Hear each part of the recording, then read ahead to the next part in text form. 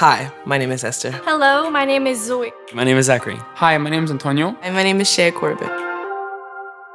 Des fois, je me sens pas dans ma place parce que mon niveau c'est pas aussi bon que j'aimerais. Mais je le prends comme une opportunité de s'améliorer.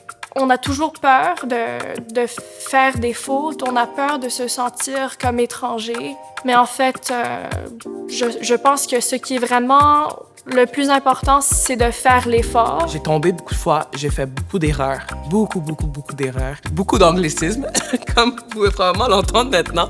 Mais je le fais avec un sourire. Puis je vous dis, le faire avec un sourire, ça va loin.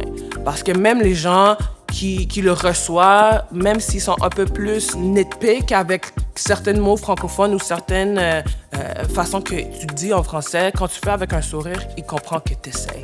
Puis à la fin de la journée, c'est vraiment juste ça qui est important, c'est que tu essaies. Quand j'avais 14 ans, je me suis rejoint au programme des cadets de l'air. Puis j'étais dans une unité francophone. Ça a été intimidant pour moi, mais la majorité du monde n'a pas de mépris.